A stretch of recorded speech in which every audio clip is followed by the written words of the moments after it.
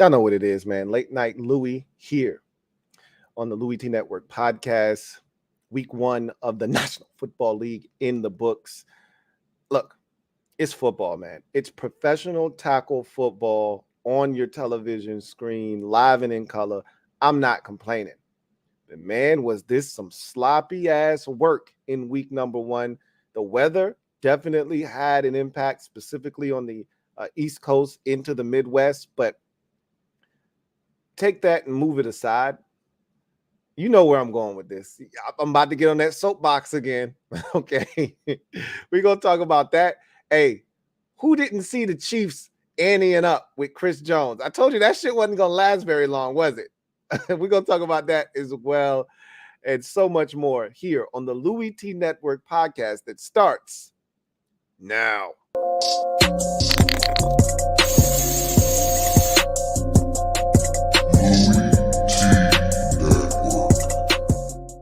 The Louie T Network is powered by MusicHead University. MusicHeads, classes in session. Turn me up. Enroll on YouTube now. Link is in the description. Who else could it be but me, your man, Louie T? Welcome to the 363rd installment of the Louie T Network podcast. I, of course, am your set man, Louie T. Thank you for joining me. Man, we just had ourselves a whale of a Monday night football game. It's late night, Louie, so that means I'm coming at you at a time that is not normal for the schedule, but you know, although it's late, it's going to be great. Y'all know how I do it. All right. You know how we do it. Anyway, week 1 of the National Football League is in the books, and I want to talk about week 1 and all the things that I watched. I had a chance to check out every single game on the docket, and it was a slop fest league-wide. You know, and what really brought this to my attention was not only the game that I watched with my favorite team, the Washington Commanders, getting a 20-16 victory over the Arizona Cardinals, a game that featured 5 turnovers. And there was inclement weather, and the weather had little to nothing, next to nothing to do with the turnovers. Those turnovers were the result of bad football, right? And they weren't the only ones guilty in playing some bad football. The Sunday night game with the Giants, a comedy of errors. And I couldn't help but sit back. You guys know where if you've been following me for long enough, you know where I'm going with this. As a matter of fact, I don't even need to waste your time. Let's just get right into it in the Gem Droppin Session. Let me drop this gem on your melon. Open your mind, let your conscience be free. You're now rolling with your man, Louie T double E. Let me open you up, get you thinking a little bit. So before we get to Chris Jones, because I do have a little something to say about that, and I want to talk about some of the guys that we were talking about holding out and all that stuff. I want to kind of get some of that straight, okay? But let's move that aside for a second. Let's talk about week 1 in particular and the sloppy play league-wide. Now, you know, I'm a big proponent of preseason football and getting your team ready to perform in week 1. Now, there is no data out there that necessarily speaks to playing your players versus not playing your players in the preseason. It's all preference based. If you believe in playing your players in the preseason, getting them ready, because to me, the only way to get better at football is to actually play football. And if you believe in that same philosophy, you put your players out there. If they get hurt, they get hurt. It's football. You cannot put your players in bubble wrap. However, you know, Travis Kelce, you know, played a little bit, but barely played in the preseason and then gets hurt 2 days before the first game of the season in practice. It's football. If you're going to get hurt, you're going to get hurt. So this notion of, hey, why am I putting my players? He shouldn't have been out there. That's bullshit. You want your players to be ready for week 1. You can't want them to be ready for week 1 and then in the same breath say, don't play them in the preseason. They're going to get hurt. And then when you come out and have a lackluster performance in week 1, want to be pissed off about it. You can't have your cake and eat it too, right? That's been my philosophy is, if you want to go that route, that's fine. If your team comes out flat in week 1, you can't be mad if people ask you that question. You can't get upset about it. But then there's teams like the Chargers, the Rams, who don't believe in the preseason, never play their starters, right?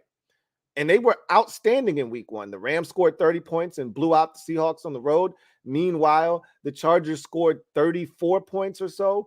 It was in a losing effort because their defense couldn't stop a nosebleed, but that's not the fault of the entire team. It's not an indictment on the fact that they didn't play in the preseason. They scored 34 points, which is good for the second most. I think those two teams scored the most points in week 1.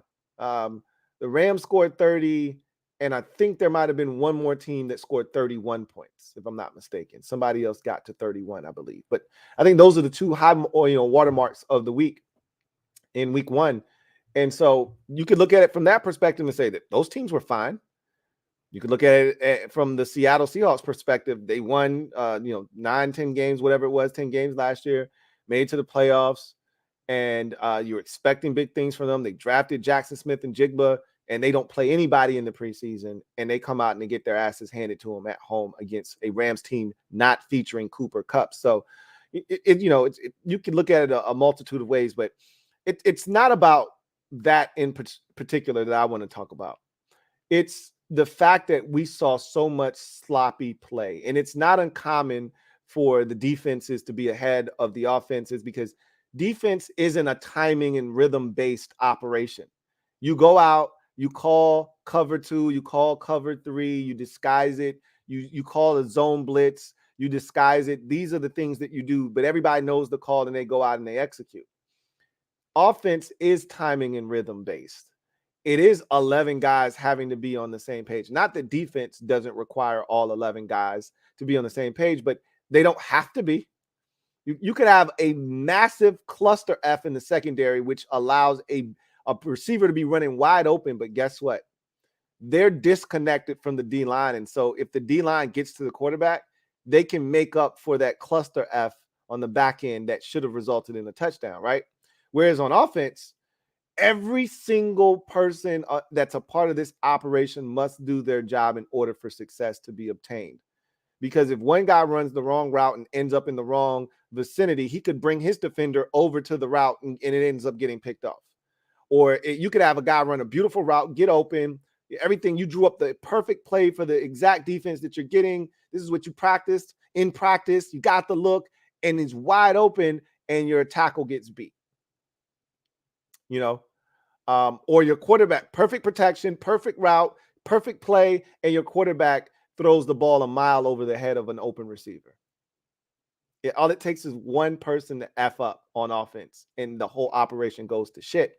And so it's not uncommon that offenses are a little bit behind the curve during the beginning portion of the season, and defenses are out to task. But it was different this year. These were some sloppy performances. We had a shutout, a 40-0 shutout, which is as embarrassing as it gets at home on a primetime stage. We had multiple teams not score 10 points in week number 1. We had a ton of teams not make it to 20 in week number 1. I mean, I'd venture to say at least a third of the league didn't make it to 20 points. We might even be approaching half of the league when it's all said and done. We'll go through these scores and we'll go through as a matter of fact, I can count them up right now. Let's go through the league and see how many teams didn't make it to 20. 1, 2, 3, 4, 5, 6, 7, 8, 9, 10, 11, 12, 13 teams did not make it to 20 points in week number 1. That is insane. This is an offensive-driven league, right? This is an offense-driven league.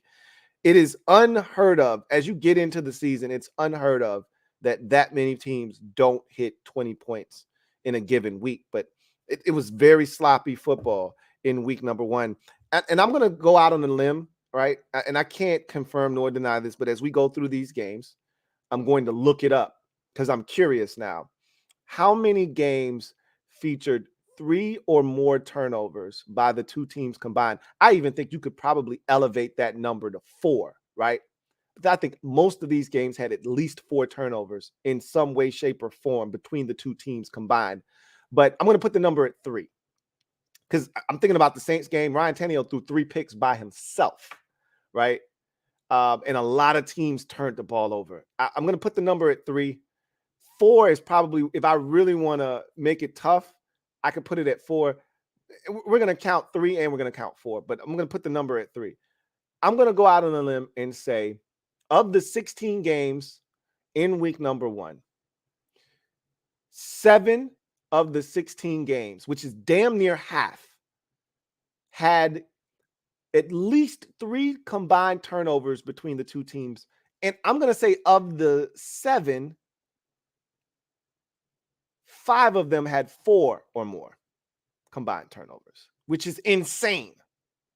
That's the kind of sloppy ball that we witnessed in week number 1. A lot of turnovers, a lot of games that maybe either didn't go the way we expected, i.e. Seattle, Rams, Vikings, Bucks, or it didn't go the way we thought from a, distance standpoint in terms of the margin of victory, but the team still won, but it was a lot closer because of turnovers, right?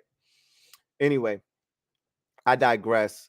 We'll talk about the sloppy play a little bit more, but I think, and again, I can't confirm nor deny this, I think that there is a correlation to the sloppy play and the lack of preseason reps or time on task. You can't expect these guys to just jump out there and just pick up where they left off last season. Practice isn't the same as a game. And to me, you can get all the practice reps you want. You can get all the scrimmages you want. You can get all the joint practices you want. That's not going to prepare you for an actual game. But again, it is what it is. So let's talk about some of the guys that we were talking about a lot this offseason. Josh Jacobs played for the Raiders, obviously.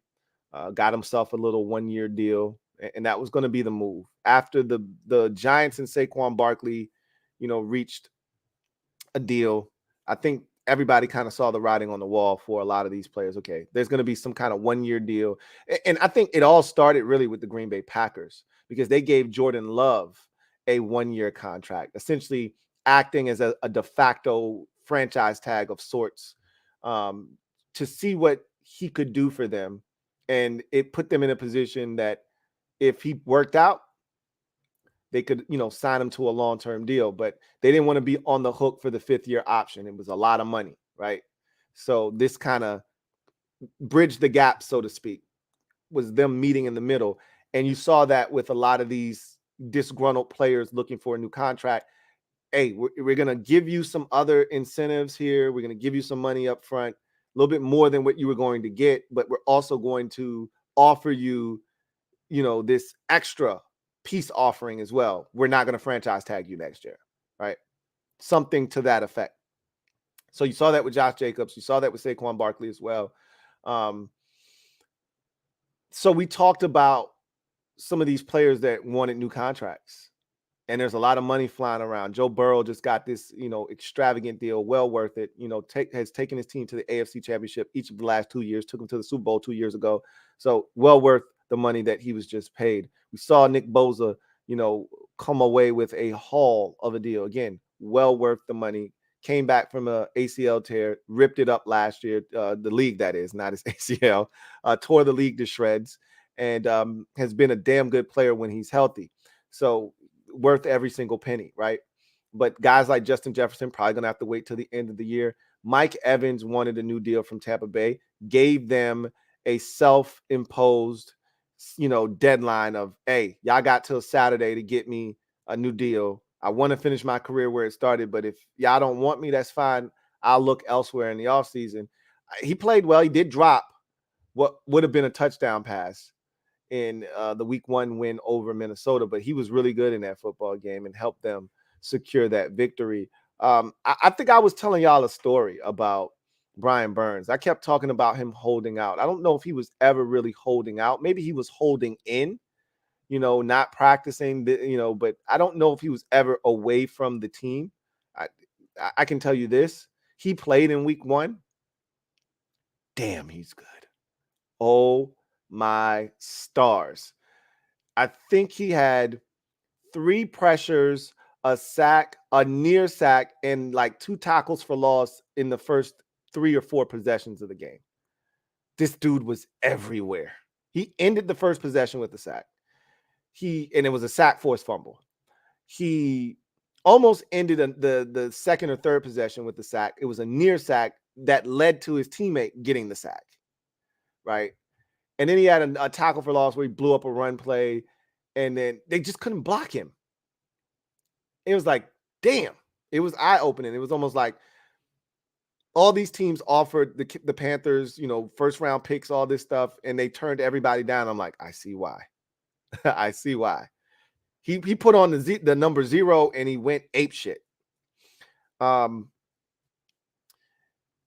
then there's Chris Jones. We talked about his situation and how he was prepared to sit out until week 8 if need be because of the stalemate he and the Chiefs found themselves at. There was this impasse, and I told you guys after the loss on Thursday Night Football, I said, I don't expect this to last very long. Because one thing that I've always known about teams who are in a position of power is they don't like to lose. And they always think they can do it without you until they can't.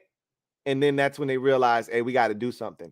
I go back to 1990, I want to say it was 93 with Dallas, right? They had won the Super Bowl with Emmitt Smith and company. They didn't want to pay Emmitt going into the 93 season. They just won the Super Bowl. And Jerry Jones was like, hey, we don't need Emmitt Smith. We're the Dallas Cowboys. And they start this season off 0-2. One of those losses is to the lowly Redskins, right?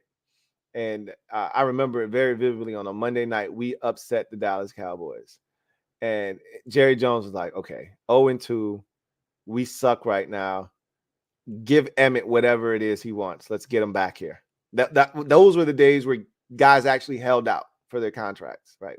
They needed their money and they held out. You don't really see that anymore because of the CBA. But 2 weeks into the season, he got his contract. He comes back. They hit the ground running. Rest is history. They win the Super Bowl. I thought we were going down a road like that where I said it may take 2 games. It may take Jacksonville blessing them next week for them to, realize we need Chris Jones. It was abundantly clear that they needed him in week 1 against Detroit. I guess they said, all right, let's stop bullshitting around. Okay. This AFC West, I don't know how it's going to turn out. The Chargers look like they could be for real. That defense is right now, it's scaring me a bit. But that's also Miami. They're one of the most prolific and explosive and dynamic offenses in the NFL. So I'm going to give them a bit of grace. If I see a lesser opponent come in there and torch them for over 500 yards of offense and over 450 yards of passing offense, then yeah, we have an issue on our hands defensively. But that division looks like it's going to be hyper competitive. You don't want to fall behind in the AFC. Granted, the teams that we think are going to be among the best, Cincinnati and Buffalo and even the Jets now, all have their own set of issues. The Bengals and the Bills both lost in week 1 to join the Chiefs at 0-1. And of course, the Jets now are Aaron Rodgers-less. So the AFC might have opened up just a little bit. However, you don't want to take those chances. You don't want to start 0-2. The Jags are not to be trifled with. They almost came into your building and beat you in the playoffs last year. And they actually played you pretty tough in the regular season for about 3 quarters before you ran away in that game. So you don't want to play around in week 2 and mess around and start the season 0-2. So they anteed up, gave Chris Jones a 1-year contract with new money inside. He said, look, I just want to raise. I'm not looking to, change the game out here. That's something that I would look to do with a long-term deal. I just want to raise. Just give me a little bit more money. I just want to be paid a little bit more money. I feel like you owe it to me to at least give me that. And after week 1 losing to the Lions, they obliged. I don't find this coincidental at all. I just find it comical because they drew this hard line in the sand. Like they had this stance of, we're not going to pay him. And then as soon as danger was clear and present, those boys said, hey, man, you think we can still get that deal with Chris Jones? Hey, don't want to, hey, make sure you got an umbrella. Don't want to catch a brick. Don't want to get rained on, right? They caught a brick in week 1, and they was like, hey, we don't want to get rained on. Let's go get that Chris Jones umbrella. So good for him getting that 1-year contract, getting his bread, and he'll be back in the saddle week 2 against Jacksonville. And it sounds like Travis Kelce, who is improving, will probably be available for them in that contest as well. And they'll need to win that game. That's a big one early on in the season, week 2, with a young upstart Jacksonville Jaguars team. You want to put them in their place if you're the Kansas City Chiefs. So we'll go from there to our week 1 slate skating. All right. Y'all know how this works. Put your skates on. I'm going to put on my rollerblades. Some fresh pavement out here, man. This is some week 1 fresh pavement out here. All right. So this is going to be some smooth skating right here. Now, I told you it was a little bumpy. It was some sloppy work out here. However, this is still week 1. It's still smooth out here, man. All right. Strap them up tight. We don't want no ankle injuries. If you got the four-wheelers, and they're not in a straight line, but 2 and 2, we doing the 2 rows. All right. Make sure you tie those laces all the way up to the tippy top. All right. We don't want any accidents out here. Y'all ready? Let's go around the league, man. Slate skating week 1 here on the Louie T Network. Of course, I'm going to start with my Washington Commanders in week 1, getting it done versus the Arizona Cardinals, 20-16. It was a very sloppy contest. So we're going to keep count. All right. I made this a point of emphasis in the Gem Droppin Session. So what I want to do is I want us to keep count of the games that had 3 or more turnovers in them. And so I'm gonna take my little sticky tab, and I'm gonna keep a running count as we go through these games. So this game featured 5 turnovers. So they fit into the 3. And I told you I thought that there would be 7 games of 3 or more. And I said of the 7 that are 3 or more, I think they're going to be 5 that are 4 or more. So this fits into both of those categories. 3 or more. And I'm going to put a little mark here for 4 or more. And we're just going to keep a running tally. So this fits in both categories. It was an ugly affair. And like most games on the East Coast on Sunday, inclement weather, at some point you were going to get rain. If you were on the East Coast or even in the Midwest, there was a chance you were going to get some precipitation at some point. It wasn't a matter of if you were going to get it. It was just when and how much. And in this particular game, it held off until about 3 o'clock. And then it came down pretty nasty for about a good 15 to 20 minute stretch. And then it eased up. But the turnovers were abundant before then, before the rain came into play. Washington had 3 first-half turnovers against what is perceived to be the worst team in the NFL. And those boys were hitting, man. It almost felt like they were flirting on the border of dirty. They came out, they were head hunting. They hit Sam Howell in the head early in the game, out of bounds, late. There was another play where he slid, and one of the players tried to take his head off. He just got his head out of the way. If he didn't, that was going to be gruesome and vicious.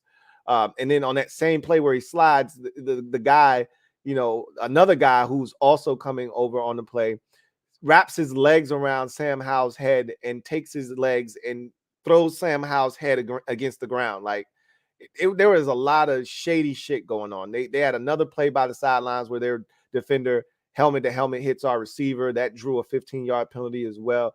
They were being physical. It's almost like they had a ton of pent-up aggression because all they heard off season was about how garbage they were going to be and how they were going to be in the Caleb Williams sweepstakes. Speaking of which, and I probably should save this for another podcast. I just want to plant this seed. We're going to come back to this. I don't like Caleb Williams. I just want, and I've told y'all this already. I don't like the young man. Okay. And I don't even know him, but he gives me some real selfish, self-centered vibes, right? He knows he's good. His dad knows he's good.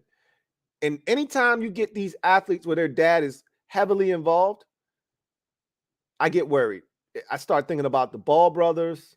I start thinking about Kyler Murray. I start thinking about how some of these guys interact with others and how those players perceive themselves.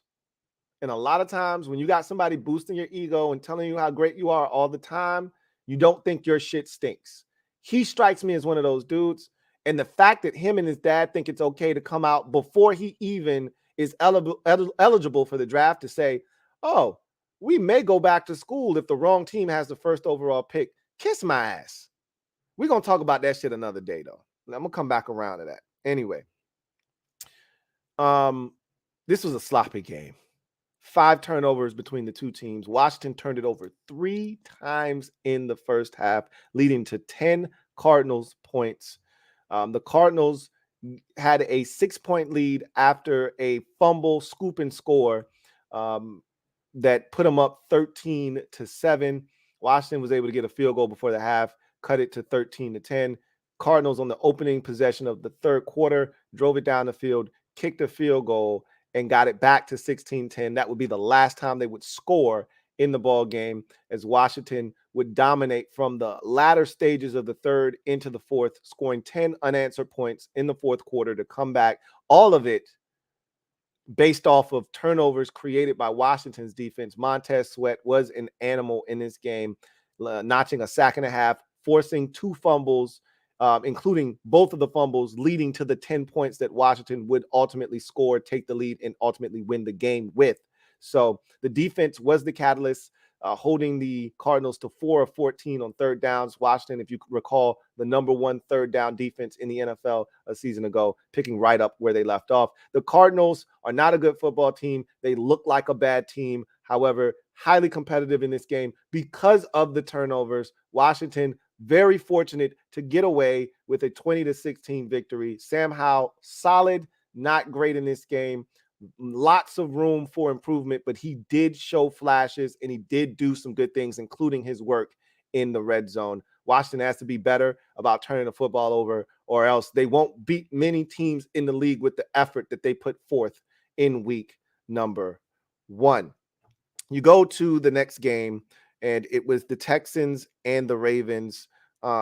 This was actually a close ball game heading into the third quarter rather. At halftime, this is a 7-6 ball game. The Ravens are up. But the third quarter, things fell apart for the Texans, and they showed a lot of the inexperience. First of all, I thought DeMeco Ryans was a little bit too aggressive in this game. There were opportunities for him to either punt the football or take points, and instead he left the offense out on the field, and they're just not there yet. They're not, and I get it. You want to be Dan Campbell and have this, hard-ass persona, and we're not going to go and we're not going to kowtow to anybody, and we're going to play to win. We're not coming out here to play to not lose. We're playing to win. You're not there yet. You got a first-year quarterback. You don't have Jared Goff at quarterback. You don't have a veteran that understands what it is you're looking for from him. You got a rookie in his first NFL start. They needed to be play it a little closer to the vest. I felt like they threw away a lot of opportunities in this game and set the Ravens up. They turned it over. Let's see how many turnovers were in this game, because the Texans definitely turned it over. I don't know if the Ravens themselves turned it over, but let's check the turnovers. 3 turnovers. So we got another one. 3 turnovers. 2 by the Ravens, 1 by 2 by the Ravens, 1 by the Texans in this game. And really where this game was lost for the Texans, 0 of 2 in the red zone. And like I said, they went for it on fourth down both of those times. It wasn't like they missed a field goal. They went for it, and they didn't get it. And at some point, you just got to say, hey, let's cut our losses. Let's take some points. Let's not go for it on fourth down here. Let's not give the Ravens great field position. But they did that. This still is a work in progress for the Ravens. I don't think they were all that sharp on offense. I didn't expect them to be, and that's why I thought this game would be close. And it was for, like I said, the first 2 quarters and a half or so. But they ultimately pulled away with 15 points in the third quarter. And I think we saw some Zay Flowers looked like a man possessed in this game. Let me look at his numbers real quick. I just remember always looking up and seeing him with the ball, making two dudes miss and getting up the field. Zay Flowers, 9 catches, 78 yards, 10 targets in the game. 9 of them were completed. He just seemed to be everywhere in this football game. He's going to be a problem. One of the biggest storylines, though, leaving this game was the injury to J.K. Dobbins, the running back that the Ravens are so high on, for the second time in 3 years, done for the season with I think he ruptured his Achilles. If not his Achilles, it was an ACL, but whatever it was, it was an Achilles injury. He's done for the season, and that's a big blow to the Baltimore Ravens. But they get it done 25-9 over the Texans and go to 1-0. CJ Stroud did not look comfortable in this game, made a bevy of mistakes, as you would imagine. 28 of 44 for 242. No interceptions in this game, but I think he fumbled multiple times in this game. Once. He fumbled once and lost that fumble. And he missed a bunch of guys open, and he was running around for his life. He took a bunch of bad sacks. I mean, running backwards 12, 13 yards, and just, I don't know if it even entered his mind to throw the ball away. There was one sack where I'm going, bro, you cannot do that. Seriously. You can't do that. He literally ran backwards like 15 yards, ran sideways, and then let a guy catch him from behind and sack him when he could have just thrown the ball away. I'm like, bro, you cannot do that. Seriously, you can't do that. So he's got a lot of learning to do. He's got a long way to go, but that's what you expect from a rookie. They lose that game. Bengals and Browns, man. This was one of the surprises from a score perspective. Not that they lost in Cleveland. The Bengals always struggle in Cleveland, but I'd be lying to you if I said I expected this score to be as lopsided as it was, and for the Bengals to be as non-competitive as they were in this game. This game never felt close, but it was for roughly about 3 quarters. It was 10-0 at halftime, and then it was 10-3 for a very long time before the Browns kind of ran away with this game. And there was a turning point in this game. The Bengals sent out their place kicker. We all know him as Shooter McPherson, but they sent him out there for a field goal well within his range, and he missed. And it was a nasty day. And it was 10-3 at the time. That would have made it 10-6, put him right in the ball game and right within striking distance. He misses that kick. The Browns then take the subsequent field position, move it down the field, get a field goal of their own, and that's when the wheels fell off for the Bengals in this game. But Joe Burrow, who hadn't really practiced all camp with that calf injury, 14 of 31 for 82 yards in this game.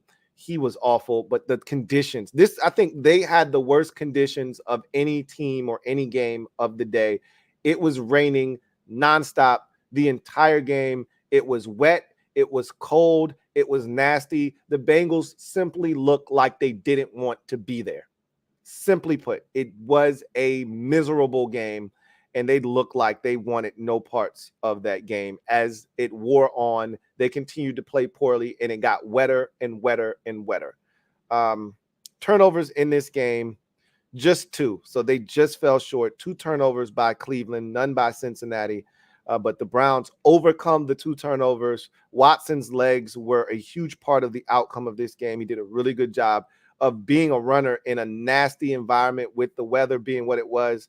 Used his legs. Chubb also chipped in this game. Let's look at the rush yards real quick, because that was a huge part of this game for the Browns. Chubb, 18 carries, 106 yards. You know this is his type of ball game. Turn around, hand it to Nick Chubb.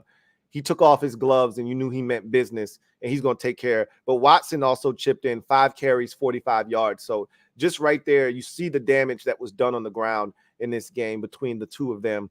And Watson also had a touchdown run and a touchdown toss as the Browns win this game 24-3 is your final score there. One of the bigger upsets of the day, the Tampa Bay Buccaneers going into Minnesota and winning this game. I know for a fact this game had more than 2 turnovers. Let's check and see, though, just to make sure. But I know the Vikings themselves, I think, had 3 turnovers by themselves, and they did. The Bucs didn't turn it over in this game, but the Vikings turned it over. That's the only reason they lost this game. Okay, and I said this on overtime when I was talking about the Bills and Jets. Generally in this league, you get what you deserve. When you turn the ball over 3 or more times and you don't get any in return, you can overcome losing the turnover battle by 1 or even 2. When you turn it over 3 or more times and you don't get anything in return, or you don't cut into that deficit some, generally you're going to lose the game. And the Buccaneers took care of the football. They didn't turn it over. The Vikings turned it over 3 times in this game. So we'll write them down. That's the 3rd game that we've talked about that have had 3 turnovers. Only one has had more than 3, but the Vikings turned it over 3 times, and that was the difference in this game. All right. Kirk Cousins was phenomenal. He had damn near 300 yards passing in the first half, but the problem was every time they got into the red zone, let's look at their red zone efficiency in this game. 1 of 3. Every time they got close to the end zone, they did something stupid. They fumbled the ball, or they threw a pick, or something of that ilk. They could not get out of their own way in this game. They dominated this game. When you look at the statistics, total yards, Tampa Bay had 242. The Vikings had 369. When you look at third down efficiency, Bucs 6 of 17, Vikings 6 of 14. So they were the more efficient team there. Kirk Cousins was 33 of 44 in the game. All right. And they were the dominant team in this game, were the Vikings. But the problem, Justin Jefferson went off. All right. He had 150 yards. He had 120 yards at halftime. Kirk Cousins had 250-something at halftime. Kirk Cousins was 33 of 44 for 344, 2 touchdowns and an interception. But the problem was the mistakes. And it's hard to overcome mistakes. And Kirk fumbled twice in this game and lost both of them. And you cannot do that and expect to win. Couple the interception that he threw, and it's a recipe for disaster. And that's exactly what struck the Vikings in this game. Mayfield, very modest game, 21 of 34, 173 yards passing, 2 touchdowns, no interceptions. But he also ran the football a little bit. Now, the numbers won't, jump out at you. 8 carries, 11 yards.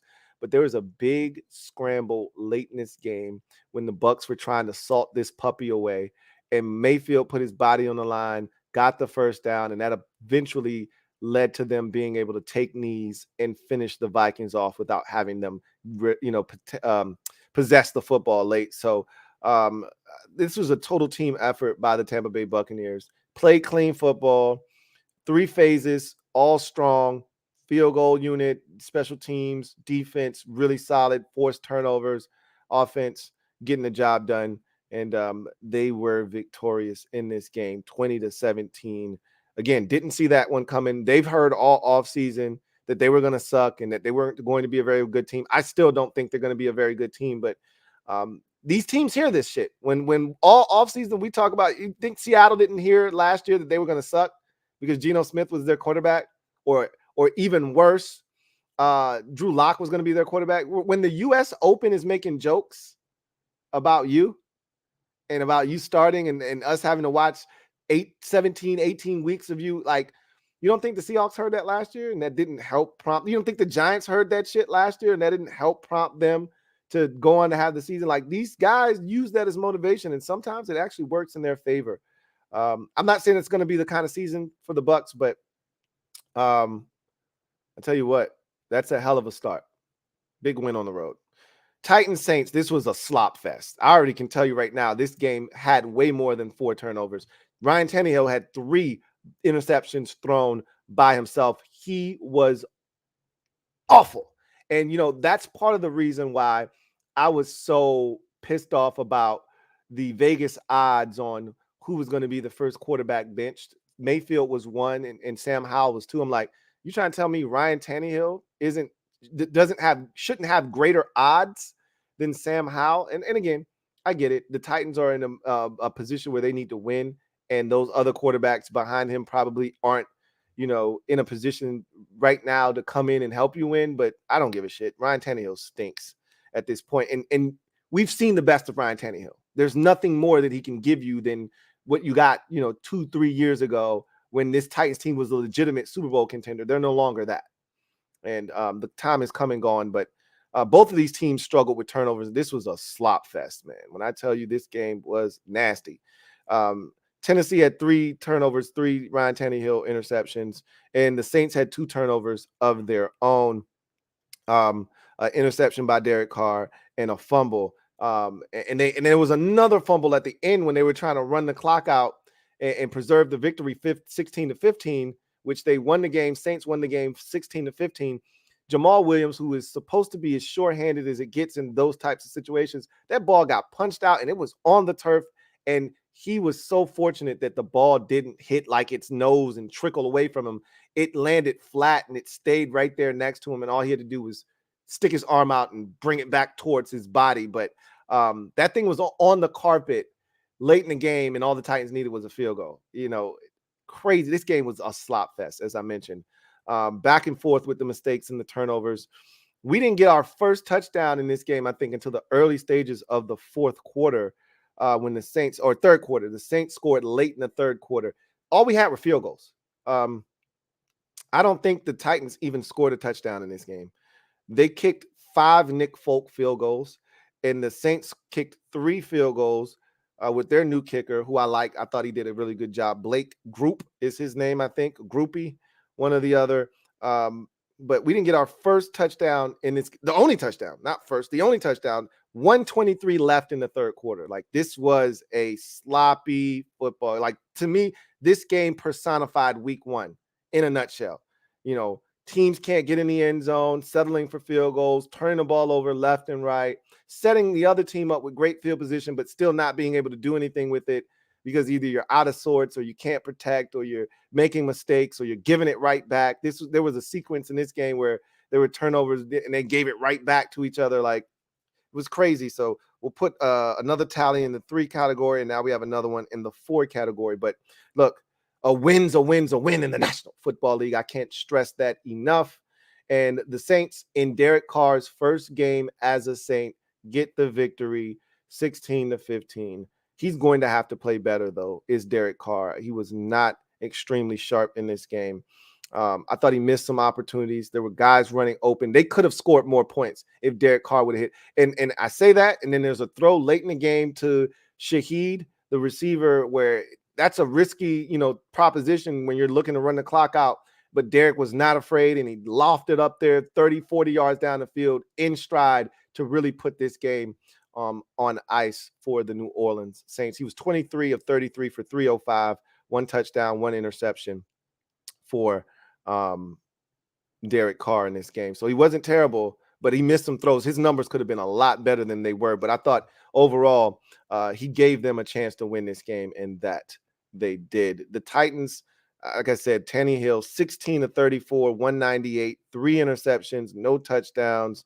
Derrick Henry was kept in check largely throughout the game, 15 carries, 63 yards. I don't know if you saw, he had another vicious, flavor-delicious stiff arm in this game. This dude is nasty with the stiff arms, man. I mean, golly. But DeAndre Hopkins in his debut, 7 catches, 65 yards. Not as big of an impact as you would hope for, but all in all, I don't think the Titans are going to be very good. So we'll see what happens. But that's just one game, first game of the season, very sloppy. But we'll see where the Titans go from there. Saints get the win, 16-15. AFC or NFC South family business, Carolina Panthers at the Atlanta Falcons. You get the debut of number 1 overall pick, Bryce Young, as well as a top 10 pick in Bijan Robinson in this game. Bijan Robinson looked the part. He was phenomenal. And really the guy that stole the show was Tyler Algier, who a lot of people forget was a 1,000-yard rusher last year as a rookie. And so you get Bijan Robinson. He's the new shiny toy. Everybody forgets about Tyler Algier, but don't forget about him. They featured him in this game, and I think it's smart on their part to do that because Bijan is going to do more than just carry the rock. He's going to catch it out of the backfield. You can hand it to him, but he's going to be a huge part of the passing game. So you don't want to run him into the ground as a rookie when you got another very, very serviceable back over here in Tyler Algier. It's as for Bryce Young, 2 bad interceptions, and they were the same exact route, which these are the growing pains of a rookie. And here's the thing that I struggle with Washington fans. Bryce Young has 1 less start than Sam Howell. Bryce Young is playing in a brand new system. Sam Howell is playing in a brand new system. Bryce Young is going to make mistakes. He's young.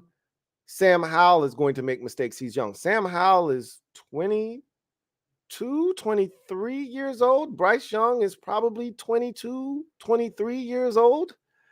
Like, there's not that much of a difference between Bryce Young and Sam Howell, yet it's acceptable for Bryce Young to throw 2 interceptions. It's not acceptable for Sam Howell to make mistakes. I just don't understand that whole concept. But I digress. I expect Bryce Young, just like I expect Sam Howell, to make some mistakes. I expect Bryce Young to make more mistakes because he doesn't have any talent around him. It's the Bryce Young Show, featuring Bryce Young, starring Bryce Young, co-starring Bryce Young. Now, I will say Miles Sanders is going to be really good for them. 18 carries, 72 yards. He had the key fumble in this game, though, that changed everything. We'll get to that in a second. Chuba Hubbard was phenomenal in this game.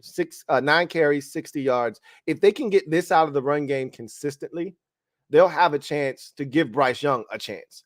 But the guys that he's throwing the football to, it's comical. Like, I keep hearing them talk about DJ Chark, like DJ Chark's some kind of a savior or something. Like he's some legitimate number 1 wide receiver. And when he comes back, oh, look out for the Carolina Panthers passing attack. He's DJ Chark. What are you talking about?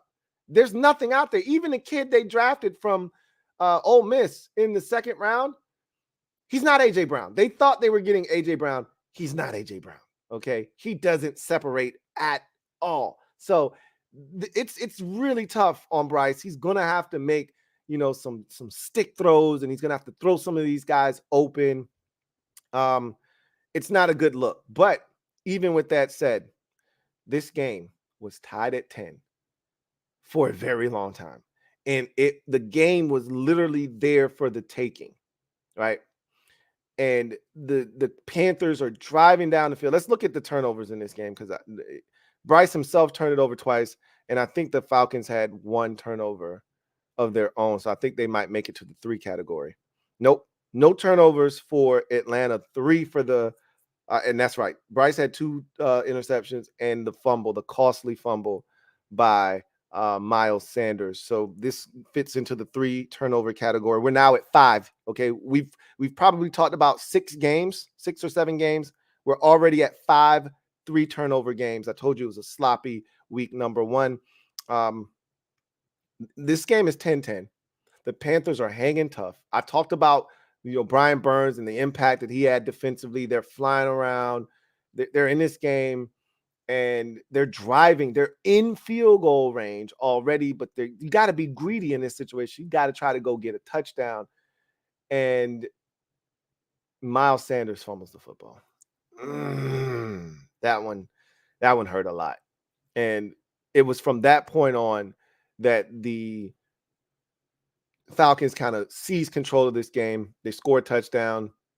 And again, Bryce Young's 2 interceptions were costly because I think both of those interceptions led to points. One was right in Falcons territory, like deep in Falcons territory. So he threw the same dig route over the middle of the field right to the safety who he didn't see both times. And it was Jesse Bates III, the guy that the Falcons paid all this money to. 2 interceptions in his first game as an Atlanta Falcon.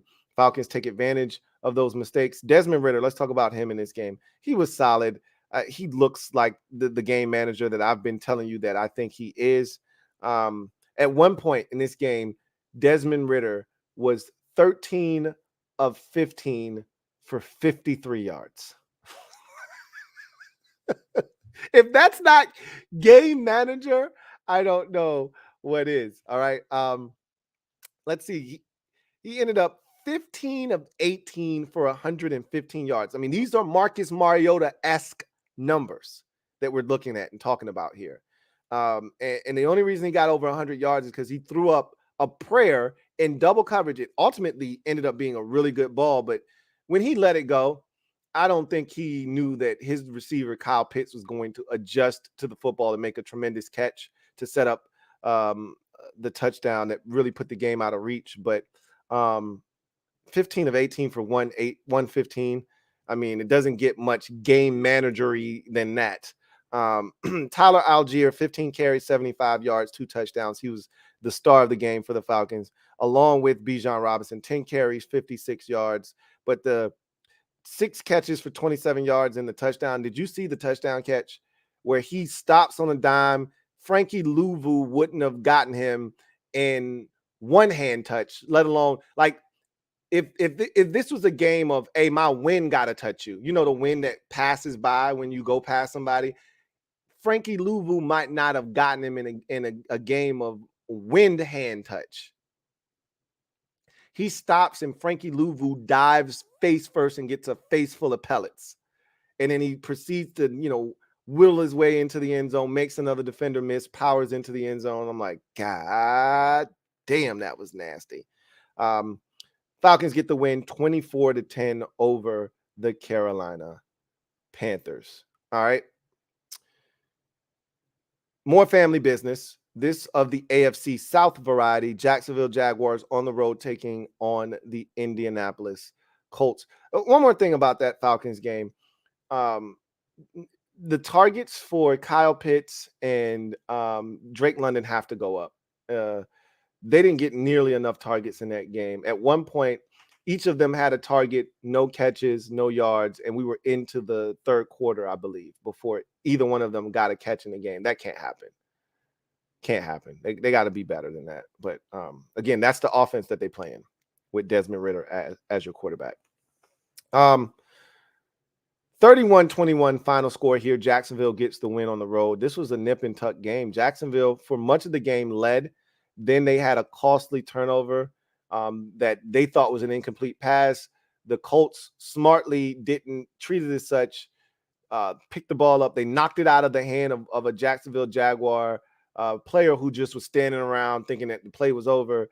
They go pick it up and they run it into the end zone, and it ends up being a touchdown. It was a fumble by Trevor Lawrence, and that gave them the lead 21-17, and it was that way for a little while there, and then they finally woke up in the fourth quarter, score 14 unanswered points, and ultimately win this game 31-21.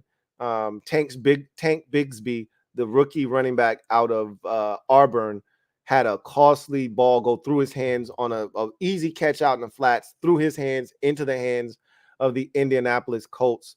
And they, I think they might have even run that shit back for a touchdown. I think the Colts defense might have scored twice. If they didn't score on that play, it set up a scoring opportunity that they took full advantage of. So this game had turnovers too.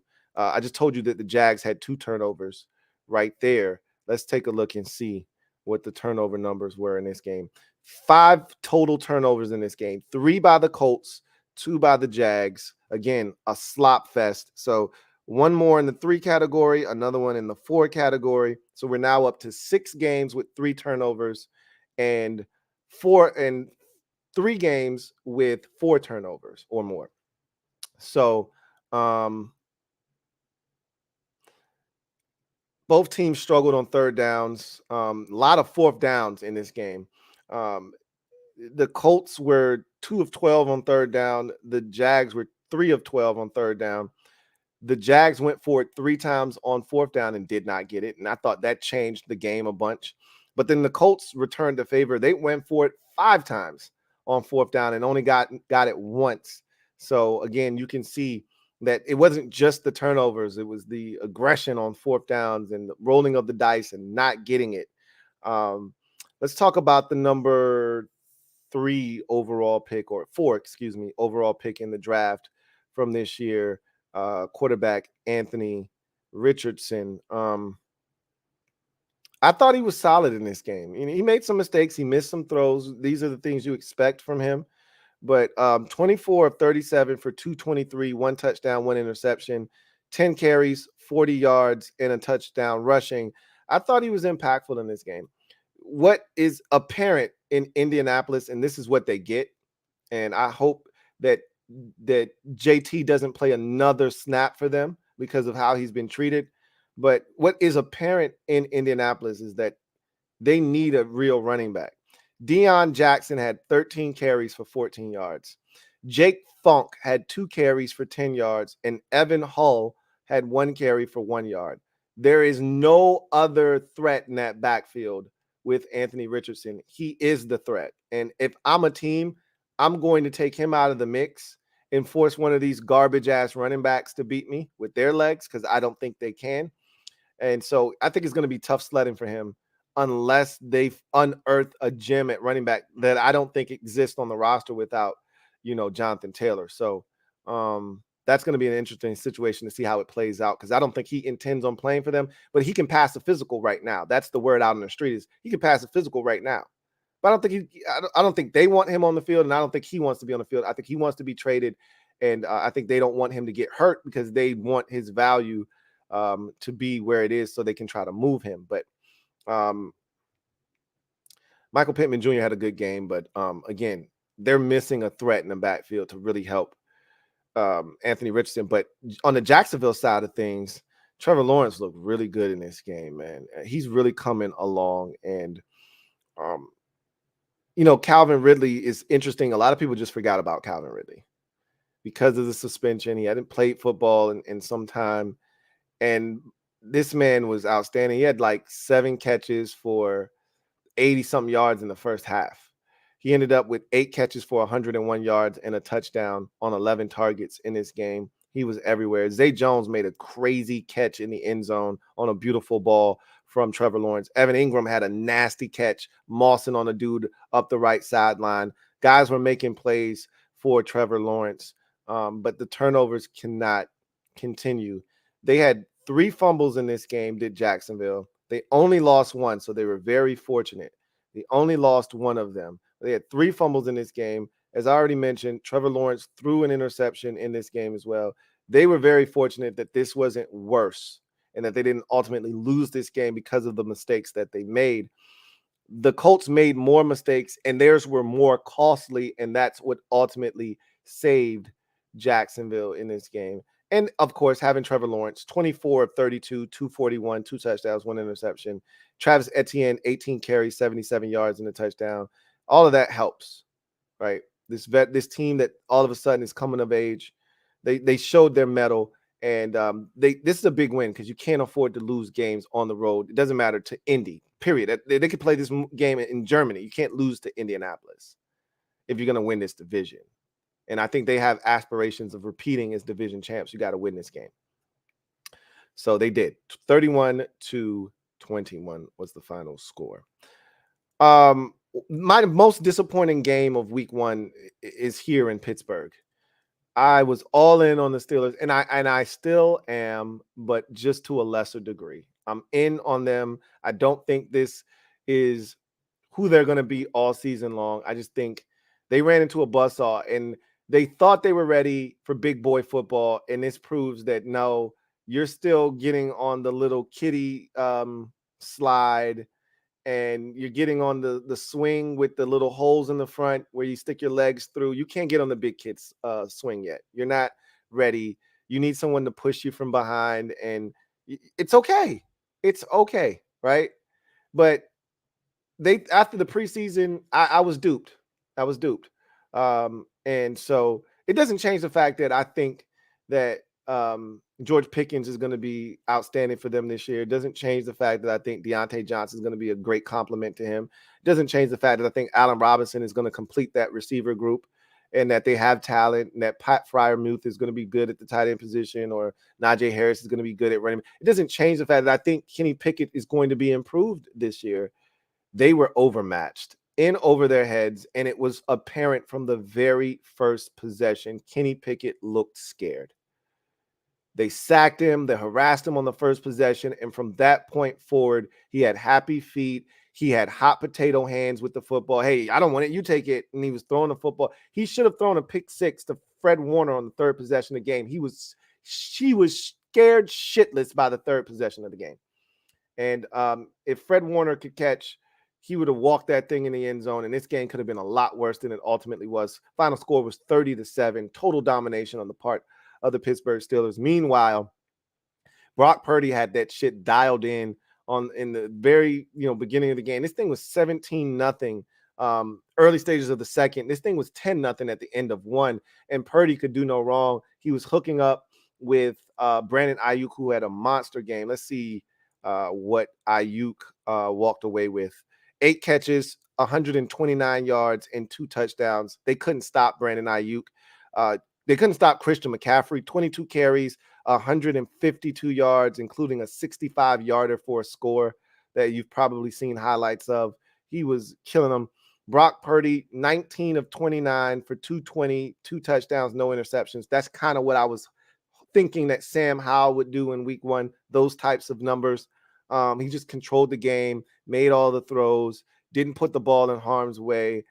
They dominated on the ground. I mean, this was a total team ass kicking. All 3 phases, they were just superior to that of the Steelers. Now, we'll say the 49ers were sloppy with the rock. Like I said, sloppy week 1. They fumbled 3 times in this game. Now, again, they were fortunate. Only lost 1. Brock Purdy's fumbled twice. Only lost 1 of them, though, right? So you can get away with that when the luck is on your side, and it was definitely on their side. Unfortunately, though, Kenny Pickett was awful in this game. 31 of 46, 232, 1 touchdown, 2 interceptions. He was sacked 5 times. He looked scared, bro. When I tell you, after the first possession, they came after his ass. He was done for, okay? And I was so disappointed in him because of that. Like, hey, come on, Kenny, man. You bitching up on me right now, bro. What's going on, Kenny 2 Gloves? This is not what I saw in the preseason. You had so much confidence. They snatched that shit from him in the first 2 minutes of the game, and he never got it back. Najee Harris, 6 carries, 31 yards. It's hard to run the ball when you're down 17 points, basically after 1 quarter, right? Took him out of the game immediately with how things went. Let's check the turnovers in this game. I just told you the 49ers had 1. And Kenny Pickett had 2 by himself. So I think we're going to hit that 3 threshold again. Yep, 3 on the head. So we'll add another one in the column of 3. 2 turnovers by the Steelers, 1 by the 49ers in this game. Total domination, all facets of the game. 49ers, right now, they look like the cream of the crop to me in the NFC. 30-7 over the Steelers on the road. Now we get to the afternoon contest in week number 1. Raiders, Broncos, AFC West, family business. If these 2 teams said they ain't did it, then they ain't did it. But if they did, well, that's family business. You know how family do it. I don't know how family do it because I didn't expect the Raiders, 1, to win the game, 2, to play such good defense, and 3, for the Denver Broncos to not score over 20 points with Sean Payton at the helm. Now, Broncos came out aggressive. Sean Payton kicked an onside kick, first play of the game. His guys were a little too aggressive. They had the Raiders off balance there, but they touched it before it went 10 yards. They did recover, but of course, illegal touching ended up being Raiders' ball. So missed opportunity there. I don't think there were a lot of turnovers in this game. I don't think this is going to qualify. I just think neither one of these teams, I lied. There were some turnovers. The Raiders had a bad fumble down by the goal line. They recovered it. Then, like 2 plays later, Garoppolo's picked off in the end zone. I think I told a story here. Just one. That's the one. I'm about to say, this didn't strike me. Just remembering the game in my head. There weren't a lot of turnovers. That was the one sequence. They got all the way down to the 1-yard line. Garoppolo fumbles the snap. They recover. The next play, he almost throws an interception. And then the third play, he does throw an interception. So that was a really funky sequence there. But this was more about these 2 teams just simply not finishing drives. Both teams 5 of 11 on 3rd down. So you can see they were moving the football with efficiency. I thought Russell Wilson was very efficient in this game. The problem was they just didn't put the ball in the end zone. Similar issues that they had a season ago. Honestly speaking, if you want to know what this game came down to, the Broncos missed an extra point and the Raiders didn't. The first touchdown that the Broncos scored in the game, they missed the extra point, and they lost the game by 1 point. They scored 2 touchdowns and a field goal. Raiders scored 2 touchdowns and a field goal. Broncos missed an extra point. Raiders did. That's the game in a nutshell, right? Make your extra points. So this was a pretty clean game. You know, two teams getting after it. I think the Raiders are vastly improved defensively. But again, it's the Broncos. It's one game. I don't want to get too carried away. But I thought the Raiders looked to be much better on the defensive side of the football. I really felt like they were competent in this game. Jimmy Garoppolo was really solid, and he has a connection with former Patriots receiver Jacoby Myers. He found him time and time again. It's unfortunate that Jacoby Myers left this game with a concussion after getting destroyed on a pass late in this ball game. He was dominating the Broncos, and he had to be helped off the field. I doubt that he's going to play in week 2. That was a pretty gruesome hit that he took late in that ball game. But before he left, let's get to him. 10 targets, 9 catches, 81 yards, 2 touchdowns for Jacoby Myers. Both of the touchdowns in the game, he scored them both. Jimmy Garoppolo, 20 of 26, 200 yards, 2 touchdowns. The lone interception, as I talked about, that was a big mistake because, again, had they gotten a field goal there, it would have changed the way that this game was going, and it would have forced Denver to need a touchdown late instead of just needing a field goal. But they got the ball late, the Raiders picked up a couple of first downs and were able to salt this thing away, including the final first down being a Jimmy Garoppolo scramble on 3rd and 7 for a gain of 8, which is really not who Jimmy Garoppolo is. So Jimmy Garoppolo really, and he got hurt in this game too. And I was like, there go Jimmy, same old Jimmy G. But he came back, he battled, and he helped the Raiders win this game.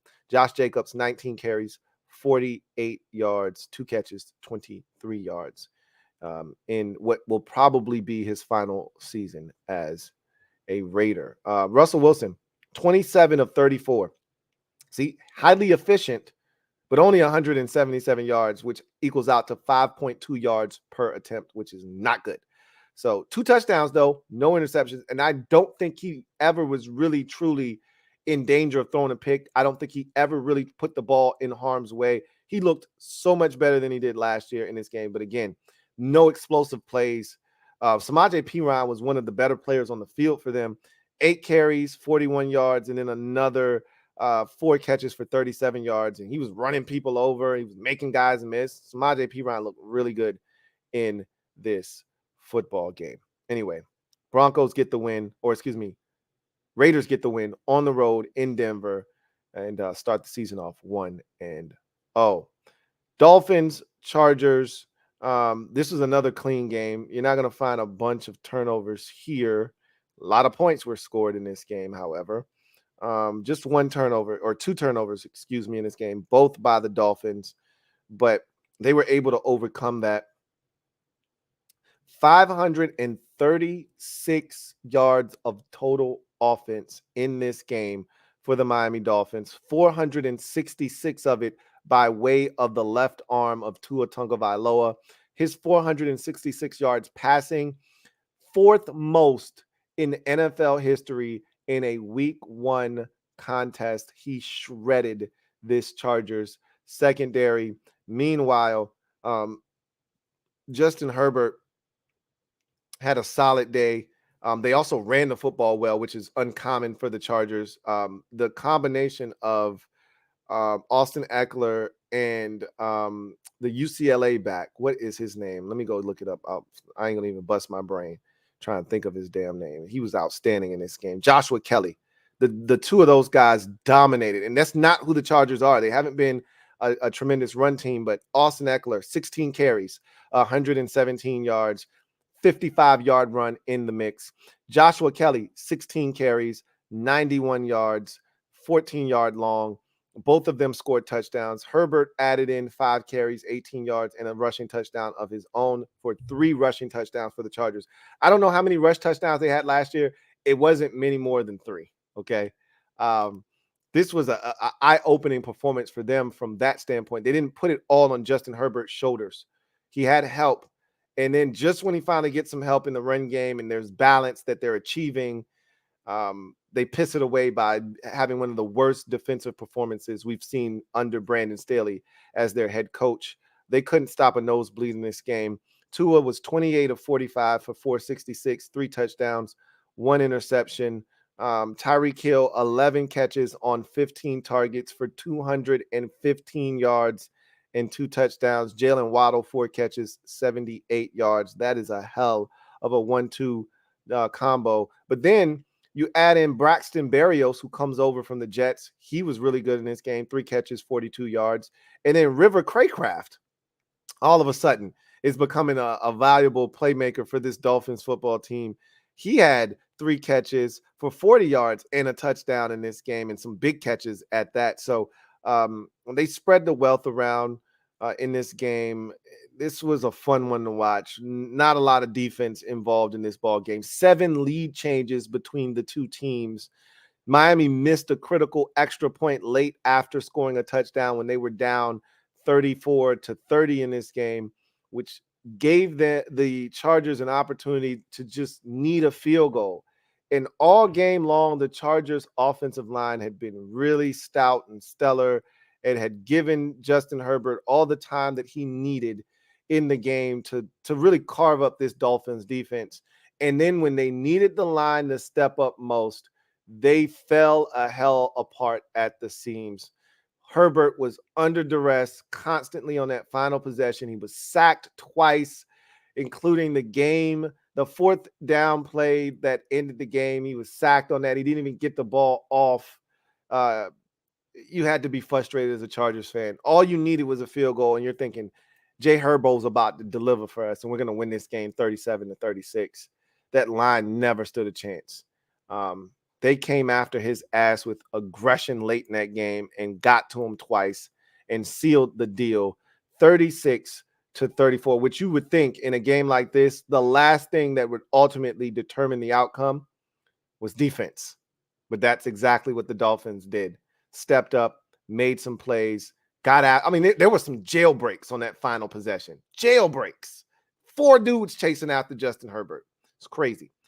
Dolphins get the win and avenge a loss. They had this same game against the Chargers last year on Sunday Night Football, middle portion of the season, and they didn't get it done. They do this time around, 36-34. What a game. That was the most exhilarating game of week number 1. Eagles-Patriots. Eagles win the game 25-20 on Tom Brady Ring of Fame night in New England. The Eagles jumped out to an early lead in this game. They were up 16-0, reminiscent of the Cowboys against the Giants, right? 16-0 after 1. Eagles total domination.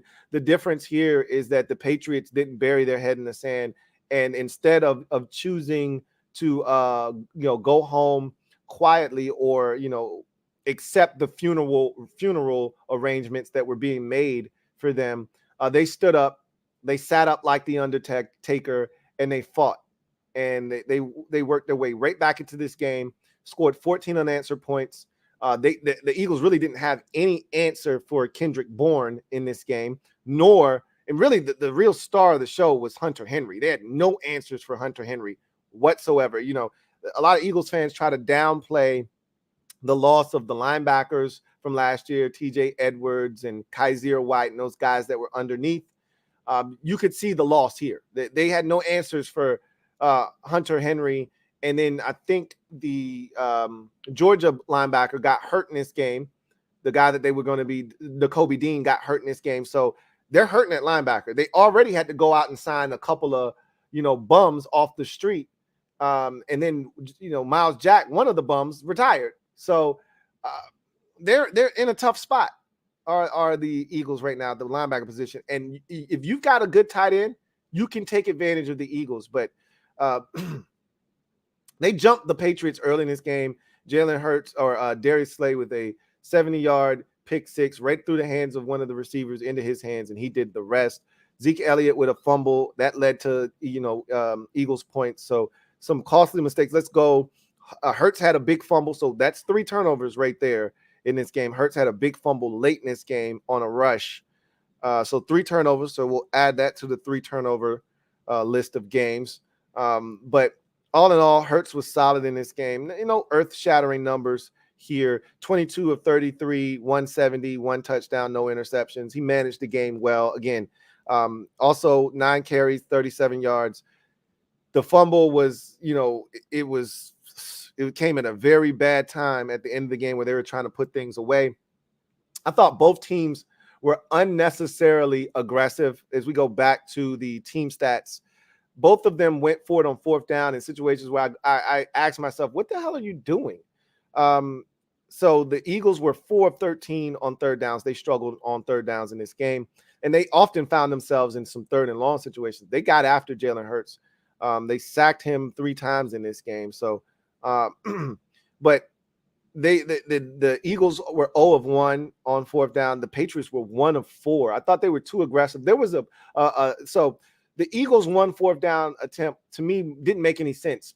So the Patriots went for it on 4th down, and they pulled off sort of a stupid ass Andy Reid decision. I thought Bill Belichick would know better, right? They're down at this point of the game. First of all, let me say this. They had an opportunity to kick a field goal earlier in the game, and they turned it down. They went for it on 4th down. They didn't get it. Had they kicked the field goal, then they would have needed later in the game was a field goal, and they could have won this game. And maybe the Eagles played a little differently if they were up by, less than, a touchdown or whatever. But knowing that the Patriots needed a touchdown, they might have been a little bit more aggressive than they would have been. But that's nor here nor there. I thought they went for it on 4th down when they didn't need to, did the Patriots. They could have taken the points, and that would have put them in a much better position late. They had a 2-point conversion that they converted, but it was negated by a penalty, so that put them in a position where they had to go for it, and they didn't get it. That's why the score ended up 25-20 instead of 25-22. But they went for it just like the Chiefs did with all 3 timeouts. You're on the right side of the 2-minute warning, so it hasn't hit 2 minutes yet. It's 4th and 15, and Bill Belichick decides to go for it. I'm like, bro, what the fuck are you doing? You didn't learn from Andy Reid on Thursday night. You're smarter than this. And I get it. They were right around midfield, so you're not going to gain a ton from a Nets perspective on the punt, but it doesn't matter. It's not about that. It's about the fact that you need a touchdown.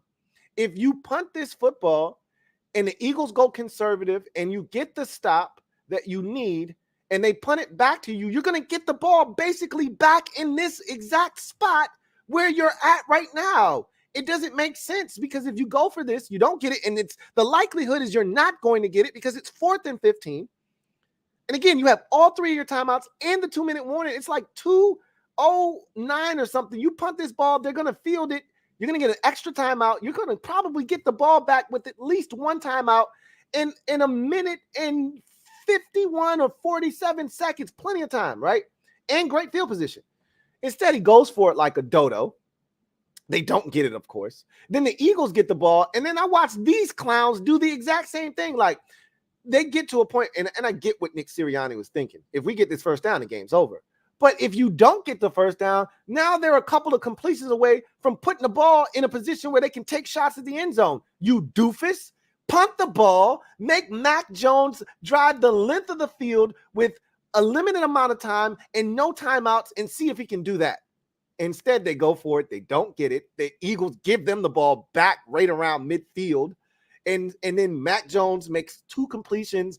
And just like that, they're right there. And then if not for their rookie receiver, Kayshon Boutte, not being able to get his foot down in bounds on a catch, a beautiful throw from Mac Jones on a 4th and 11. If he catches that ball, there was probably 14 to 18 seconds left. They're going to get 2 or 3 shots at the end zone. The Eagles might have lost the football game. And I would have had nothing but the worst to say about Nick Sirianni in that decision. Just like Belichick, what the hell are you doing, dude? I mean, there were so many coaches just you lost your damn mind. What are you doing here? There was no benefit to going for it on 4th and 15. Because, again, unless you got it, and the likelihood is you're not going to convert that. I don't know what the hell was going on. But in any event, Eagles hold on for the victory, 25-20. Dumbass coaching, if you ask me, but Eagles prevail. They got away with it. Packers at the Bears, NFC North family business. And this was an important game. Why? Because if you're Chicago and you're serious about making a statement, everybody wants to jump on the bandwagon and talk about how you could be right there with Detroit competing in this division. I believe in Justin Fields. They got him some talent. Oh, my God, look out for the Bears. And I'm like, I so badly want to get on board with y'all, but yeah, y'all can leave without me. I'm good. I'll find a way home. I'm not getting in the car with y'all because that shit's going to crash. And I will say, watching this game, they were right in this damn game, were the Bears. And Fields actually didn't play poorly until you got to the second half. They were right there. He throws a touchdown pass to Darnell Mooney. What was the score at the time of that touchdown pass to Mooney? It's 24-14, right? Like, this was a 7-6 game in the second quarter. This is a 10-6 game at halftime. And then the Aaron Jones show kicked off in the second half. He goes apeshit in the third quarter, and that leads to 2 Packers touchdowns. And they didn't quit, though. He throws a dime, and this is in the pocket. It's a muddy pocket, and he throws a dime to Darnell Mooney for a touchdown. And I'm thinking, hey, this shit don't have to be over if you don't want it to be. But they couldn't. Literally the next possession, and what I talk about all the time, shut down possessions, right? To me, it is paramount as a defense when your offense, who has been struggling, finally gets a touchdown on the board. If you're going to try to mount a comeback, if you're going to try to build momentum, you have to come out as a defense and get a shutdown drive. And with the Bears defense, who they spent money on this offseason, what they did collectively on that next possession was embarrassing. They let Jordan Love and that Packers offense march right down the field and make an impressive statement and say, hey, not today. And they took that 10-point lead, extended it out to 17. And at that point, you knew the Bears were dead in the water. Fields then started to press. He throws a pick 6 to Quay Walker, and that was all she wrote. And the Packers run away. I'm going to tell you something, an impressive play from this game. I remember when the Packers drafted, and remember, I think the Packers know what they're doing here because they did the same thing with the Michigan Rashawn Gary, right? They drafted him. I pointed and laughed. A lot of people pointed and laughed. Ah, ha, ha, ha. You don't know what you're doing. He's going to be trash. And he turned out to be really good for them. I looked at when they drafted the kid from Iowa, Lucas Van Ness. When they drafted Lucas Van Ness, I said, there you go again, being special. Like, you don't even know what this kid is going to be. They said, oh, no, we know. He's an athlete. We'll figure the shit out. Don't you worry. They got him standing up as an outside backer in their defensive scheme. And Justin Fields on a play in the red zone tries to outflank Lucas Van Ness. And when I tell you, Lucas Van Ness took off, exploded, hawked his ass down, and sacked him, I said, oh, shit. Okay. I see you, Lucas. Okay. Me malo. All right. My deepest apologies. Mistakes were definitely made. He's going to be a problem with that kind of athleticism. So Fields it was a little rough at times for him in this game. Fields 24 of 37, 1 touchdown, 1 interception, 216 yards passing. It wasn't all bad, but it wasn't very good either. 9 rushes, 59 yards. We know he can do that. This is the biggest problem that I have. You go out, you trade for DJ Moore, you do all of this. 2 targets for DJ Moore in this game. Catches both of them. 1, he breaks a couple tackles, picks up 14 yards on the play. 2 catches, 25 yards.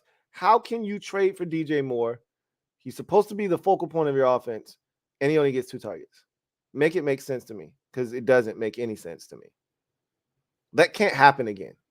You know, they got to be better. And I think this offensive coordinator is a little sus. I'm just going to say that because there's no way that my best player is only going to get 2 sniffs in a ball game, especially when I'm struggling offensively, mind you. It's one thing if we're kicking ass and we're having success getting the ball to Cole Kmet and Darnell Mooney, and we're spreading the block around and you know, we're throwing screens to Khalil Herbert and he's getting loose. Yeah, okay, cool. That's not what was happening. You got to get your best players to football. But it wasn't all bad for Justin Fields, but it's not the leap that you were looking for in week 1. Conversely, Jordan Love, a lot of people I think are going to make a big deal out of this game. I didn't think he was all that great. He made some timely throws. I don't think he was super accurate with a lot of these balls, but guys were wide ass open. So they were able to, you know, reach behind him and catch the ball, adjust to the ball, all that good stuff. I mean, he was 15 to 27. So that's not a great completion percentage. You're in the 50s there. For 245, there were some explosive plays. So that does help the average a bit. 3 touchdowns, no interceptions. That's the part he stayed clean in this game. And the 3 touchdowns in the red zone, he made it happen. But you get some big plays. He made a great throw on a 4th down to Aaron Jones for a touchdown. A great read. You get one-on-one with TJ Edwards at linebacker. You got to take that matchup. He runs the Texas route over the middle of the field. Perfect throw from Jordan Love. And it was a touchdown. I thought he made timely throws, but it wasn't all great from Jordan Love. I need to see more before I crown him. But I'm a Jordan Love fan. I was when he came out of Utah State. And I think he's super talented. He's a flick of the wrist guy. You could see it in this game. And I think he's going to be fine. Remember, I picked the Packers to win this division. So I'm not surprised by this outcome. But I still need to see more. Let's check the turnovers in this game. 2 for the Bears, none for the Packers. So this game does not qualify. And then lastly, as we go down the docket of games, Rams at the Seahawks. To me, this was the single biggest surprise of week number 1, because while I didn't expect Tampa Bay to beat Minnesota, that wasn't out of the realm of possibility. While I didn't expect Cleveland to dominate Cincinnati, that wasn't out of the realm of possibility. I did not expect the Rams without Cooper Kupp to go into Seattle and be victorious, and not just win, but dominate this game, especially in the latter stages. This was a relatively close game, and then the Rams ran away late and hid. I didn't see that coming. I just did it. So there was a funny moment. If you watch this game, you can hear Geno Smith scream, "Oh my God," because there was a play in which Aaron Donald is getting loose into the backfield, and he's literally like, Geno Smith looked up, and here comes 99 running at him at full speed, and Geno's like, "Oh my God!" He started like a B word, and Geno's my guy, because he will forever be my guy. After the famous line, "They wrote me off, but I ain't right back." After that, Geno Smith is a legend. All right. He may not be the captain of the yacht, but he on the boat. And forever, Geno will be the GOAT. So I was a little hurt. My heart was hurt to hear him scream like that. Oh my God. But Aaron Donald will make you do that, right? That sounded like that scream. It was accompanied with a trickle of piss down his leg. I mean, it sounded like that. But in all seriousness, Puka Nacua, who knew? Now, there were some who loved Puka Nacua coming out of BYU and said, "Hey, this guy's going to be really good." But who knew in week 1, Puka Nacua, the combination of Tutu Atwell and Puka Nacua would do in the Seattle Seahawks? Who knew? Right? Who knew? Matthew Stafford turned the clock back in this game, man. He was phenomenal. Made all the right decisions, all the right throws. 24 of 38, 334. No touchdowns, no interceptions, but I just thought he was phenomenal. Kyron Williams had 2 rushing touchdowns. Cam Akers The numbers are horrible. 22 carries, 29 yards. But on a critical fourth down, they go for it from the 1 yard line. And this was the touchdown that put the game away. You know, it's still in the balance here. And they go fake jet sweep, crack toss to Cam Akers, and he essentially walks in the end zone. It was a thing of beauty. And that pretty much put the game out of reach. Tutu Atwell, 6 catches, 119 yards on 8 targets. Puka Nacua, 10 catches, 119 yards on 15 targets. Puka Nacua, ladies and gentlemen. Puka Nacua. Tutu Atwell as his sidekick. Yikes. That's who you just lost to, Seattle. Ouch. Good for Sean McVay. Good for Matthew Stafford and that crew. Geno Smith looked like the Geno Smith of old. He looked like Geno. Oh, Geno. Oh, no. 16 to 26, 112, a touchdown, no interceptions, 2 sacks. And, of course, the scream, oh, no, Aaron Donald, the big bad man, is coming to sack me. So, or, oh, my God, I think he said, oh, my God. oh, my God. Anyway, the Rams were really good in this game, man. And this was a close game, though. Like I said, I think this was a 16-13 game or 13-13 game. I think. Trying to think. I think this might have been a 13-10 Seattle game. And then in the second half, the Rams exploded for 23 points. 10 in the third, 13 in the fourth, and put this thing away. I told you the Rams were one of the wild cards in the NFC. I'm not going to just take this game, run with it, and automatically make the Rams a contender.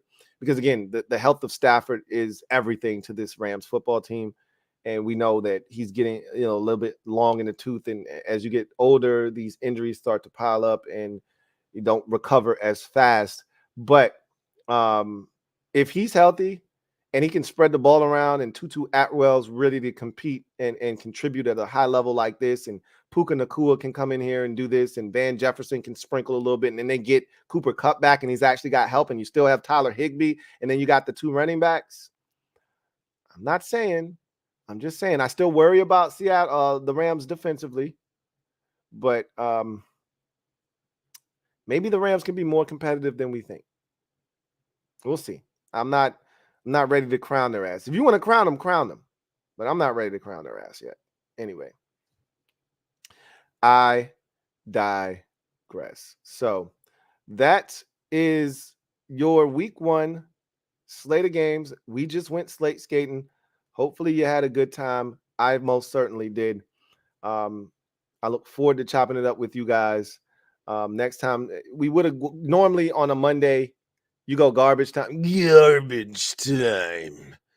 But that's usually a preview of Monday Night Football. We've already done that. But what I will take this opportunity to do, and I do have a couple of super chats that I need to get to, so we'll knock those out during garbage time as well. But what I want to do is go over my week with you guys, and I'll do this multiple times. This won't be the last time we'll go over this, but I'm going to be out of the office from Thursday to Monday. Okay. So in essence, Wednesday is the last time you'll see me in a live capacity, more likely than not. Now, I'm going to try to get on live after the Washington game on Sunday, but I'm going to Miami. I'm going to go hang out with the fellas, celebrate my boy's birthday. We're going to do it up. We're going to the Miami game on Thursday. We're going to the Braves game against the Marlins on Friday. Saturday, we just going to hit the city, and do it up. And then Sunday, we're going to find a spot to watch the games and just take it all in, right? So I won't be in the office. You won't be seeing me like you normally will. I won't make a habit of this though in season, but got to kick it with the fellas. So you'll get the podcast on Wednesday. You'll get the live stream if you're a Washington fan, Command Post live, or Commanders Nightly Lose rather live on Wednesday. But after that, you won't get me in a live capacity or a recent upload. So you won't really see me again until Monday. But I'll probably be posting my ass off from wherever I am on social media. So I'll probably still be chopping it up with y'all a little bit. But the week is going to be a little janky, just so you know. So giving you a heads up. But we'll talk more about it as the week progresses. Anyway, got a super chat here from Mike Jink. Thank you for the super chat. Greatly appreciate you. Thank you for being a member of the MOBB. My guy, Mike Jink, writes, EAGLES, Eagles. What's up, Big Lou? Rough week 1. It was, man. Look, it wasn't the cleanest performance by either one of our teams, but we got it done. That's all that matters is you get that dub, man. Put it in the left-hand column. And that's what we did. So final tally before we get out of here. I told y'all I thought that there were going to be 7 games of 3 turnovers. And of those 3, I thought 5 would be 4. Or I think I said, did I say 5 or did I say 4? I said 4. 4 of them would have at least 4 turnovers. So in the 3 turnovers category, 8 games. So I'm off by 1. So half of the games in week number 1 had 3 turnovers or more in them, but at least 3 turnovers. Of those 8 games, 3 of them had 4 or more turnovers in them. It was a slop fest in week number 1. I don't think there was a single game without a turnover. I'm gonna just go through these real quick and check and see. That's another barometer. So Lions Chiefs, we know there were turnovers by both teams in that game. Cardinals Commanders, 5 turnovers total. Ravens Texans, there were turnovers in that game. Bengals Browns, there were 2 Browns turnovers in that game. Vikings Bucks, 3 Vikings turnovers in that game. Titans Saints was probably the sloppiest game of the weekend. 5 total turnovers in that game and a slew of errors on both teams' parts. Panthers Falcons, there were 3 Panther turnovers in that game. Jags Colts, I think there were a total of 5 turnovers in that game.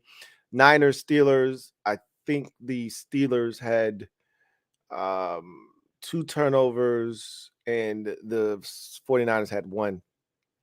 Broncos Raiders, 1 turnover by Jimmy Garoppolo in that game. Dolphins-Chargers. Ooh. Was there a turnover in that game? I think there was 1 turnover in that game. I think the Dolphins turned it over twice. 2 turnovers for the Dolphins in that game. Eagles-Patriots, the Patriots turned it over twice, and the Eagles turned it over once. Packers-Bears, Justin Fields threw a pick 6 in that game, so we know there was a turnover there. Rams-Seahawks. Turnovers. Nope, there it is. Ding, ding, ding, ding, ding. That game did not have a single turnover. We know the Giants had a comedy of errors on Sunday night, and we know the Bills and Jets featured 5 turnovers total between the 2 teams. So only 1 game was turnoverless in week 1. 8 featured 3 or more. 3 featured 4 or more. Yikes.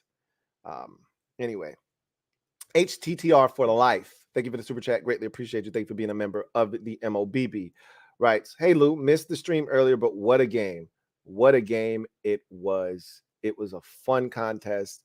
Defensive struggle, but man, was that entertaining or what? And what a finish.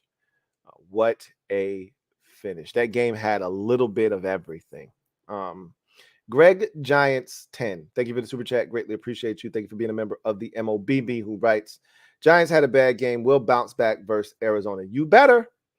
I'm going to tell you, having played Arizona in week 1, you should win that game just off the strength of their offense being horrendous. But I will say this. They're not going to back down from your stinking ass offense. You're going to have to prove that Daniel Jones, that one, you can protect them because they can get after the quarterback. So you're going to have to prove they're going to eat up Evan Neal. He stinks. They're going to eat his ass up. You're going to have to protect because Arizona can get after the quarterback. They're physical. You're going to dominate their offense with your defense if your defense isn't trash. If your defense is good, you shouldn't have any problems limiting them offensively. Where you could struggle is they could get after Daniel Jones's ass. And if he doesn't get over the shell shock of week one, you could be in a fight.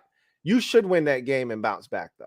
You should win that game and bounce. If you don't, it's going to be a long season. That is for sure. Johnny Boy 26. You know what it is. Stand up. We in the building. Been a member for 16 months. Who writes, Aaron pulled a Fitzpatrick. Sam will grow. Yeah, at least Fitz win a whole possession, though, right? I think Fitz had 3 possessions before he checked out for the season. Aaron gave us 4 snaps. Didn't even finish his first possession. Yikes. Hey, man, Father Time is undefeated. I ain't going to keep telling y'all that. Ryan Fitzpatrick, I think he hurt his hip on a water slide for real. That's why that shit gets under his skin. And then he got hurt in the game. But he was already like 96 years old. Right? Getting old ain't fun. But anyway, I digress. That's going to do it for me, your man Louie T, here on the 363rd installment of the Louie T Network podcast. I thank you guys for joining me. And yes, Sam will grow. I agree with that, Johnny Boy 26. I'm not concerned in the slightest about week one's performance. He'll be okay. And guess what? So will the offense. But in any event, that's going to do it for me, your man Louie T. I look forward to chopping it up with y'all later on in the week. Tomorrow, a lot of the content will be kind of centered around the mob, giving you guys a lot of bonus content. I'll also be putting something up on the Super Friends channel, talking about the entire NFC East and all the teams in week one. So check that out. I'll be putting that up and uploading that to the Super Friends channel at some point tomorrow. But in any event, y'all get out of here rather. And I'll see you guys next time. I appreciate 120 of y'all kicking it with the kid at 2 o'clock in the morning. It's going on 3 o'clock, man. Y'all some soldiers. I appreciate y'all. Even if you on the West Coast and it's really not that late for you, still, I appreciate you through and through. Anyway, that's going to do it for me, your man Louie T. Until next time, y'all know what it is. God bless. Good night.